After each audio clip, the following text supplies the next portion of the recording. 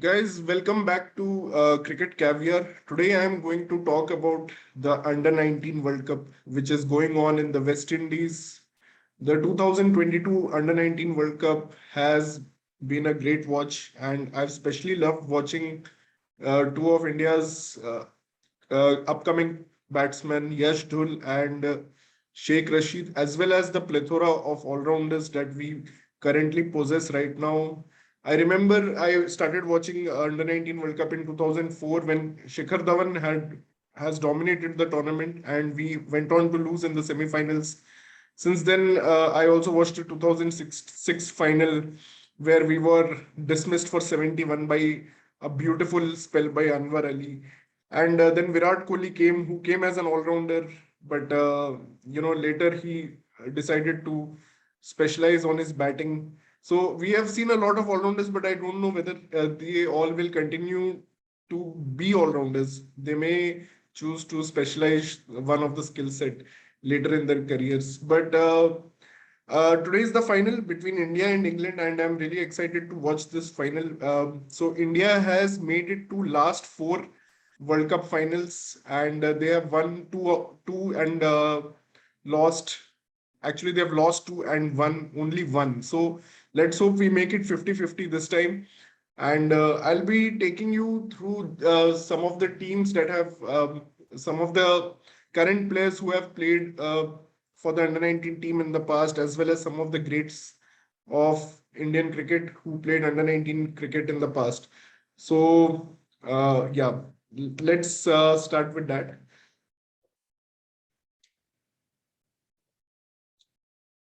So, when under 19 World Cup, so a lot of people actually credit, the turnaround of Indian team to Saurav Ganguly's captaincy in 2000, when he took over as Indian captain in 2000. But I also feel that 2000 really was the first time when India won the under 19 World Cup, and it showed that India had a really good talent pool, and there was a lot of work which was going on at the grassroots level, and we were able to find the right talent which is needed for the modern game. So 2000 we saw under CAF's captain Mohammad CAF's captaincy, Yuvraj Singh came out as a breakout player, as well as Mohammad CAF, both of them making into the Indian cricket team. 2002, we saw Irfan Pathan, though India did not win this edition. 2004, we saw Shikhar Dhawan, Robin Uthappa, Irfan Pathan, Suresh Raina, RP Singh, all of them eventually made it to the Indian team. This was a very interesting World Cup. Actually, Shikhar Dhawan scored some 500 runs in this World Cup, including a score of 155. And he and Robin Uthappa were just dominating the bowling attacks. But unfortunately, we could not win the World Cup. 2006, again, we made it to the finals of the World Cup. Would you believe it? Like Cheteshwar Pujara was actually the highest scorer of this edition of the World Cup. And he scored 350 runs in this World Cup. So we had Rohit Sharma, Pujara, Jadeja. This was Jadeja's. Actually, he played two under 19 World Cups. This was the first. And we had Piyush Chawla. 2008, again, we had Virat and Manish Pandey. So actually, Virat was not the highest scorer, but he made a brilliant century in the final. Tanmay Srivastava was actually the highest scorer. We had Pradeep Sangwan and a lot of other talent, good talent who did not eventually make it to the Indian team. So that's why I've mentioned this list of players. Like not everyone who plays under 19 World Cup ends up playing for the Indian national cricket senior team. But it's a good sign if he does. That means you are recognizing the young talent at a very early stage and you are able to develop him. You are able to give him some big match experience. That has been one of the failures of actually the Pakistan cricket system in the last 20 years. That a lot of players who represented Pakistan in the under 19 World Cup, they have not gone on to play for the Pakistan cricket team. Like Anwar Ali, who produced a brilliant spell in 2006 final, did not eventually play for the Pakistan national team. Fawad Alam, who actually won the match in 2004 when Shikhar, Robin Uthappa, and all these people lost the semi-final. He did not play till 2020. He made his debut, but he eventually fell off and again came back after 11 years. So that has been one of the failures of Pakistan cricket system, and that's why Pakistan has been, not at their best for the last 20 years in cricket. But India, on the other hand, we have managed to, throw these young lads early into the high pressure environment, and we have got a lot of success also. 2010 KL Rahul, Mayank Agarwal, again we did not win this World Cup. 2012 Hanuma Vihari, um, he was the one, and 2014 we had Sanju Samson. So 2012 actually Unmuk Chand is one very special case. Like 2012 we went on to win the World Cup, but actually no one except Hanuma Vihari from this team has gone on to represent. And Unmuk Chand is always talked about, like the one who got away. He was India's captain and he performed brilliantly in that World Cup. He had a century in the finals of the World Cup, but now he's in USA. He's now trying to revive his career. He was just playing for Melbourne Renegades BBL team for some matches.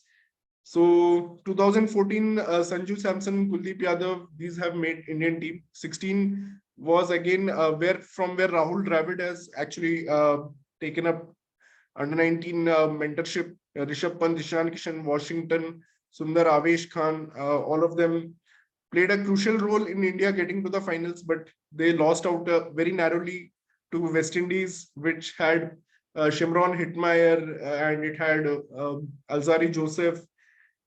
2018, we won the World Cup in New Zealand. Gill, Shaw, and there are other names also like Gill, Shaw, and Priyam Garg, and also Kamlesh Nagarkoti, Shivam Mavi, all of them from this batch. 2020, now Bishnoi has made it to the Indian squad.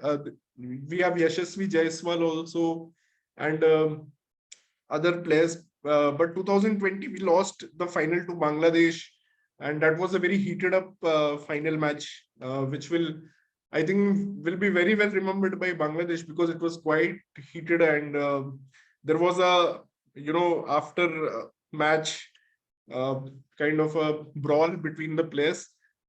So this is the history of Under 19 World Cup. More to project, like this is a very important tournament, and we have a good supply of players from this tournament till now.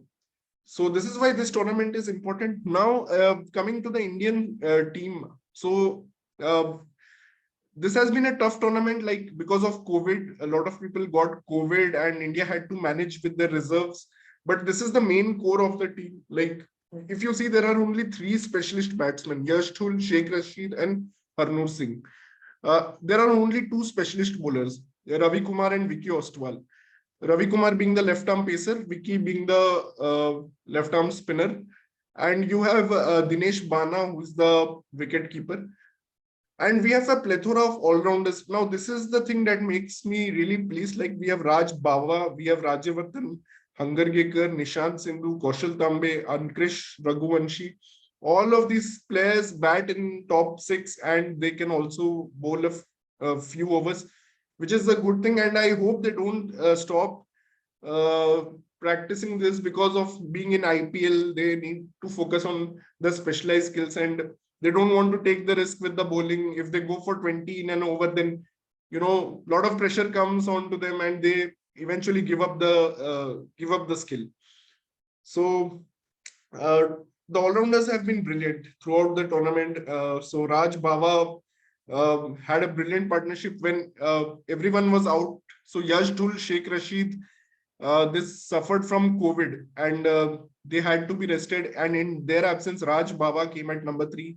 And he, along with Ankrish Raghuvanshi, who is also the opener, they put on a 206-run stand against Uganda. Although we were lucky that the COVID came after the important game against South Africa. That South Africa game was really important, I feel, which was the tournament opener for India, where Yash Dhul scored a very crucial 82 to get India to 231. And then it was all Indian spinners like Kaushal Tambe, Nishant Sindhu, and Rajyavardhan Hangargekar also bowled well. And we'll get further to this. So Yash Dhul is a special talent. I love his backlift. I love the flair which he has. He's a bit like Virat Kohli, a mix of Virat Kohli and Brendan McCullum. The way he plays his shots, he has an accentuated backlift. Like he tries to get momentum into his drives. 212 runs in 3 matches, average of 106, 110 of 110 in semis. That was the very important knock, and he's the next big thing in Delhi cricket. One of the stories about Yash Dhul is that he actually tried to get into his school, which was important for him from a cricket perspective, but he was rejected by the principal. And then he pleaded to the principal that please give me a chance. And principal actually, gave him one match to prove himself, where he scored 124 in a very short time. So he's definitely the next big thing in Delhi cricket. And he was supposed to come to the Delhi Ranji squad also. He's expected now soon. Because of COVID, I think it got delayed. Sheikh Rashid, elegant Hyderabadi wrist work. The boy from Guntur, he belongs from a Muslim family in Vijayawada or Guntur, uh, twin cities of Vijayawada and Guntur. So the Muslim community in Guntur is actually quite, they are quite, you can say, progressive. They're quite progressive, and they are professionals. They do a lot of, they are, they stand out. They stand out. And this guy's father worked in a pesticide shop and still was able to support his cricket career. And this guy has lived in a hostel since 9 years of age. And he was so dedicated. He went on to tour England. So this is Sheikh Rashid. If you see his stats, obviously 151 runs, and is the shining light of Andhra cricket. He has been backed by MSK Prasad, who has done a lot of work in Andhra cricket circle. Next, coming to the Maharashtra crop, Rajyavardhan Hangargekar, Vicky Ostwal, and Kaushal Tambe, all three are playing very critical roles. Rajyavardhan Hangargekar is playing with a strike rate of 185. He's got huge levers, can hit the ball a long way, and Vicky Ostwal is actually averaging less than 10 with the ball. And Kaushal Tambe was very crucial. He bowled a very crucial. He played a crucial knock and bowled a few crucial overs in that win over South Africa. So Vicky Ostwal again brilliant in the semifinals against Australia. So these are some of the amazing stats like Hangargekar, Dinesh Bana. Dinesh Bana is the wicketkeeper. They are playing with strike rate of 185 and 178. So in the semi-final, when Yash Dhul and Sheikh Rashid got out after that 204 partnership, it did not feel like India will reach a big total. Things were kind of slowing down. Nishant Sindhu was not able to time the ball, and then comes Dinesh Bana and he smacks 20 runs of 4 balls. Man, what a finish to that innings. And that completely turned the match. Australia, it was too big for Australia to, compete from there. So when Yash Dhul and Sheikh Rashid were out, so Raj Bawa 162 not out against Uganda.